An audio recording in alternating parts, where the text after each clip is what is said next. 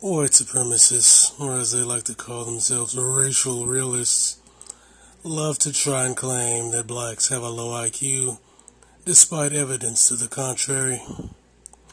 The purpose of this is to deny white supremacy exists by absolving themselves of guilt based on blacks failing as a group because they're genetically dumb and not because of white supremacy, and thus they should cut off resources to these people, seeing as if blacks are genetically inferior mentally than other races, then there's no reason to give them any resources, as it won't benefit them and it burdens society, aka whites.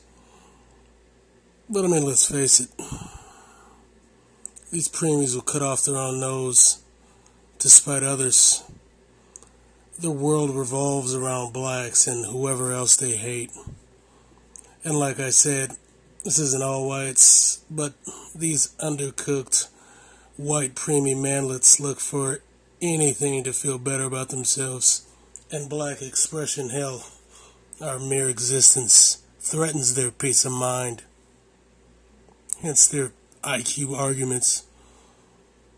See, this shit started with a white supremacist hat trick, one I alluded to in that Trump 3D chess video. The revival of ideas about race and IQ began with, what the hell was that shit, dude? That Jewish study. It's pretty benign at the time. It was, I think his name was Steven Pinker, a notable scientist looking to get funding. He began promoting the view that Ashkenazi Jews were innately more intelligent than other races, including other Jews. First at a lecture to the Jewish Studies Institute, then in an article at the CIA-owned front and pseudo-liberal magazine, The New Republic. It's a propaganda rag by the CIA. Look it up. This claim was just what was needed to reignite the shitbag that is race science. The idea that if it's true Ashkenazis are genetically more intelligent than everyone else, including other Jews, then it's only logical to say that blacks are dumb. And we can back this up based on World Star videos, crime stats, which I don't know how crime proves people are stupid, and of course a book known as The Bell Curve. That's when cucks like Nicholas Wade and then Richard Lynn, Jordan Peterson, and of course Charles Murray came back on the scene. This gave these guys exactly what they needed to revive their shitty careers after they had pretty much got themselves ostracized from the intellectual community for their stupid views that were picked apart back in the day. And of course, this led to the preemies looking for proof of black inferiority, which led to them relying heavily on the book known as The Bell Curve by Richard Herrnstein and Charles Murray. And thus it is one of their most heavily relied on sources of anti-black propaganda.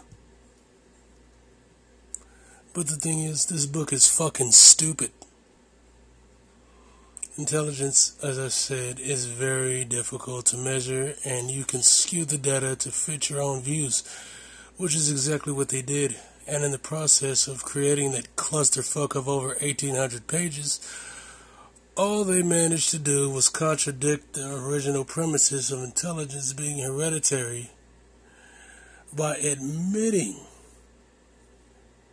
that black and white IQ gap is closing due to environmental factors such as better education, access to health care, and the end of racist laws, which is why preemies always couple the crap in the book with their "I'm white and I say so" gibberish to push their ethno-nationalist horseshit, knowing that the average niglet and or Main Street whitey ain't gonna read all of this nonsense. They're not, because they have lives. Race science is a farce, and always has been. Again, environmental factors cause all kinds of problems to disenfranchised groups. It even causes neurosis. But I'm not going to sit here bitching and crying. Let's just look at the fucking facts. See, here's the deal.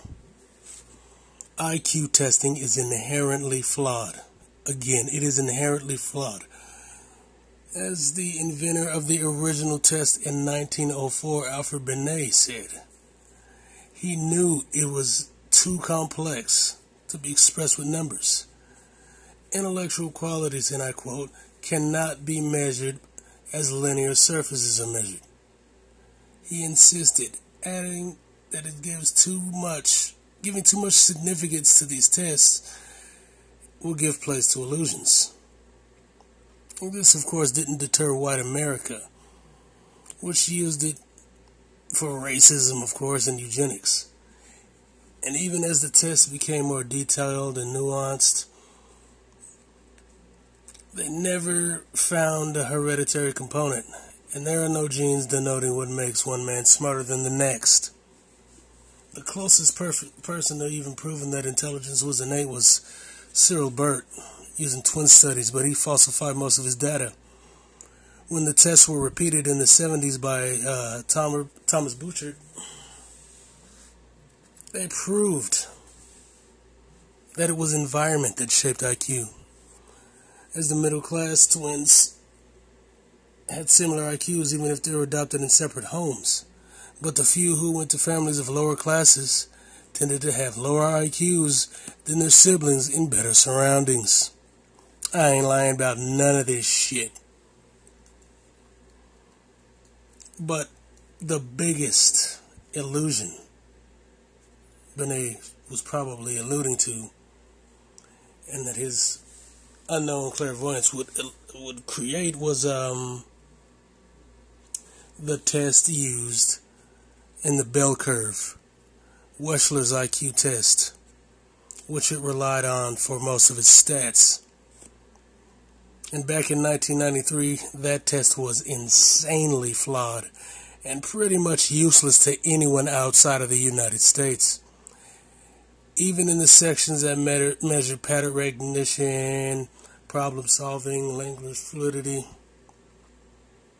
all the silly ass tests were flawed. They were even a nightmare to U.S. citizens. I mean, come on. What the fuck does some nigga in Namibia need to know who the third president of the United States was? They probably wouldn't. But that was one of the goddamn questions. It had a bunch of nonsensical, salient shit like, who's Henry Ford, and why is it important to pay taxes? These things are factoids. And they're pretty much asking for matters of opinion which have no bearing on how intelligent one is. You can fill your head with all kinds of information thanks to the internet, but IQ ain't broad general knowledge. It isn't how much facts you have in your head. It's supposed to measure your fucking mental quickness, complex ideas, general mental dexterity, ability to create analogies, recognize Zionist conspiracies and patterns, as well as language fluidity. But all of this dumbass test did was quantify whether you watch Jeopardy. And the crappy ass bell curve book uses the stats from this test as the backbone of half of its idiotic supposition that IQ is hereditary. And it fails miserably. And I know these undercooked Mayo motherfuckers think. I know how they think. They'll be like, oh, this fucking dude's just mad at the facts. Even though I've proven that when you change a niggity-jiggity's environment in their formative years, their IQ improves dramatically, thus nullifying the assertion that it's genetic. Moving a white kid to Zimbabwe won't make them black because their skin color actually is genetic, but moving a poor black kid to a rich white neighborhood given them prime meals and a good education, will raise their IQ 20 points higher than their biological parents. That is a motherfucking fact. But these assholes, they knew what they were doing when they wrote this book. And they knew how biased this silly test was. The verbal section that it had questions that took away points for writing style, which has nothing to do with how smart you are. The same test took away points for creative thought, a cornerstone of intelligence, which has led to myriad innovations in many fields. And to make matters worse, the rigid test scoring was open to interpretation by admins who could pretty much give or take away full credit, even if the answer given wasn't on the answer book but was correct. And even if they stuck to the answer key and they don't care that it's incomplete, it would make the test even more subjective, because it would just open up a loss for more points because you didn't write it the way they wanted you to write it, even if it was correct, making a mentally sound person seem like a fucking retard. And then, I mean, what's with the veneration of Philip Rushton? The book, they have this guy written out as some kind of like credible scientist, like he's Stephen Hawking or something, but he's literally a cuck. They quote this clown as if he's a relevant source of information, but he's not a scientist, he's not an anthropologist or anything, he's a fucking psychologist. A psychologist that claimed that black men have small brains because we got big dicks. But he can't substantiate any of this shit. Look up this fairy Phil Rushton. He's obsessed with black sex. And his manufactured correlation between brain power and dick sizes is retarded and unscientific. He has no basis. He can't prove it. He's never proven this.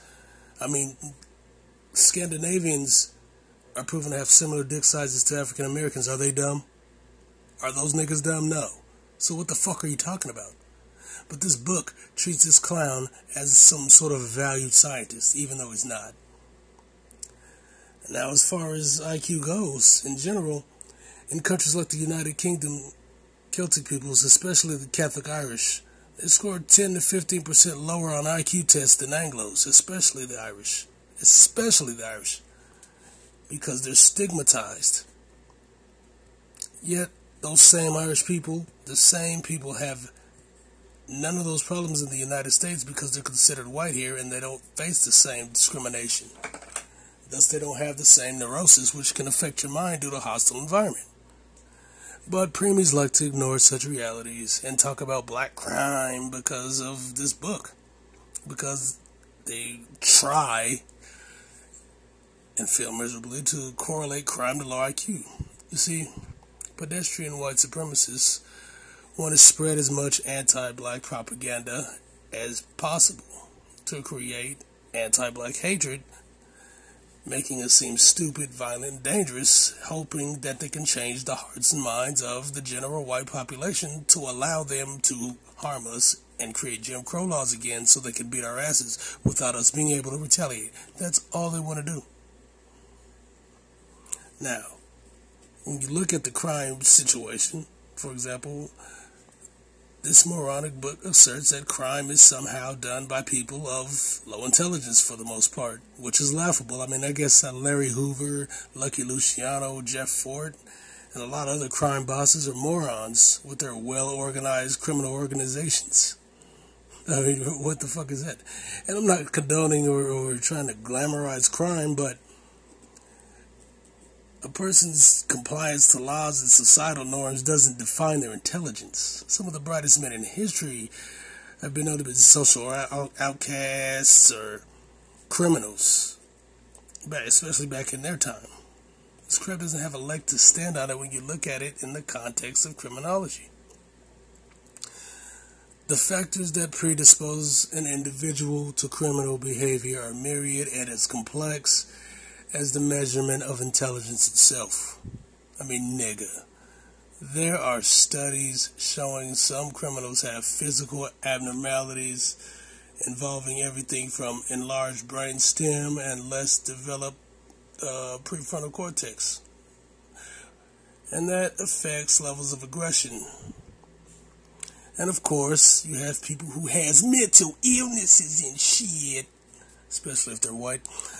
Some people are sociopaths. I mean, hell, studies have even revealed that an extra Y chromosome can cause predisposition to certain crimes. But ultimately, many are fully aware of the consequences, and they don't think they'll ever get caught. Why is this? Because they're smart enough to plan out and successfully execute schemes from murder to robbery that never get solved. And since, as I explained before, how crime labs often make up shit using fake science to secure a victory, real criminals can rest assured that some regular Joe will go to jail just so they can secure that victory and just to shut up the masses. Crime occurs across the socioeconomic spectrum. White-collar crime and high-tech crime is not at all uncommon. And those that commit these crimes are rarely stupid. And some forms of crime, such as the mafia or highly organized street gangs, sex trafficking rings, bank robbery crews, etc., they involve a lot of foresight and planning. In addition, let's keep it real. There's a lot of people that make false accusations, but at the same time, there is a lot of sexual assault on college campuses. It is a problem. And also, you have the organized serial killers that tend to have high IQs and can even pretend to be well-adjusted, like the white cop who turned out to be the Golden State Killer. So linking IQ to crime is dumb and irresponsible. It actually helps these cunning and sociable psychos who commit these crimes by perpetuating Hollywood stereotypes that most serial killers are some stupid weirdo loner looking to stab hookers when they're not. Ted Bundy wasn't any of that. He could get bitches, but he still was a psycho that killed women that looked like the ones that turned him down.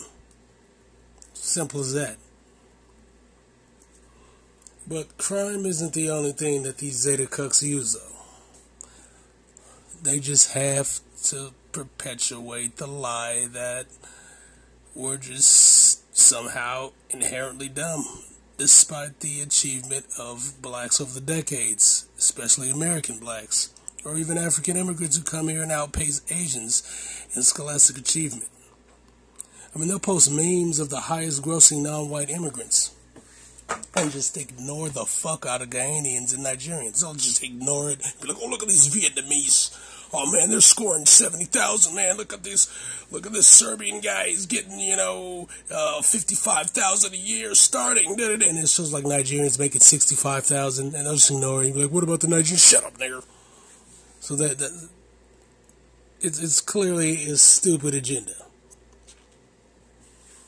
But, they can't really explain it. Come on. Explain the achievement of the blacks who ran Wilmington, North Carolina before the whites destroyed it and took over the city. Or Black Tulsa. Why is it that the Tuskegee Airmen all had an average range of 95% to even 100 to be able to fly? They passed the Air Force test at 100%. And I believe their scores on their IQ test were around 130. They scored a lot higher than the white pilots. And when they were accused of cheating, and they're all retested, I believe separately, all of them scored 100% on the flight tests. How does the bell curve crap factor this in?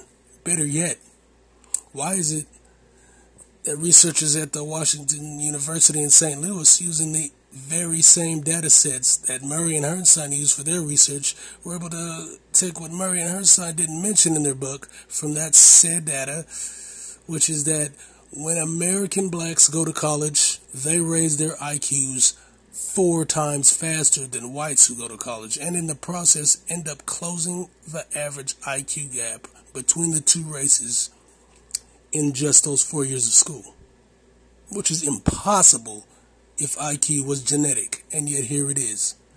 The exact same data sets that Murray and Herrnstein used. And it actually demonstrated that the average gap from that original study, the 15% point between black changes due to erudition. Like I said, stats and data can be molded to create an agenda for whatever the author wants, especially when the meaning comes from numbers. Quantitative analysis needs more than that. It needs more than numbers, especially when your own bias can taint the findings. When you can't, and you couple that with the fact that you can't even expound upon your own fucking suppositions, your own claims can't even be validated in your own book. I mean, look, anybody who's actually read this gigantic clusterfuck of nonsense knows that this book begins with the first 4 chapters explaining the thesis and that there are substantial differences in IQ based on race that affect your station in life and are hereditary. But in this same book, these assholes admit other researchers show different results that nullify the IQ gap. Yet this cuck, Murray, proceeded, due to his own racism, to try and carry this nonsense burger and failed miserably. They picked it apart back in the 90s. Unless you count, of course, the undercooked pedestrian white supremacist manlets who need to feel better than Negroes to give their life meaning. Because they know that this shit is nonsense. They know there's no proof. And they know that it's full of lies. But like I said, they add the I'm white and I say so factor to give it validity. In the end, extracting meaning from a numerical value doesn't help. It doesn't prove anything because you have to explain the data and back up the claims that you make. They don't back up any of the fucking claims. They don't back up any of the claims. There is no proof that IQ is hereditary. There's none. There's no fucking proof. There's no proof that blacks have lower IQs than whites. There's no proof. It's the same. Most Americans have an IQ of around 98 to 99, black and white. On average, lower income blacks range around 95. Look this shit up yourself. I got facts to back up all my shit. These guys are clowns. This book is a joke. These guys are idiots. I'm telling you, man. And just like population control, this Genesis is bullshit propaganda from the white supremacist oligarchs, regurgitated by hacks like these two and parroted by idiots on the internet. That's all it is. End of the day, when you strip all the data down and you look at it objectively, you see that Herrnstein and Murray's supposition was that there's differences in IQ, and at the end of the day, they couldn't prove it, and they even said it. A bunch of other people have proven otherwise. They just figured, fuck it, we're just going to go with this because fuck these niggers. That is the facts. That is the facts. Take a black person, a black kid, from a parent that has an 85 to 95 IQ and put them in a home with upper middle class whites, and their shit will go up exponentially and they will do better in life. That's a fact, whether you like it or not. Bitch.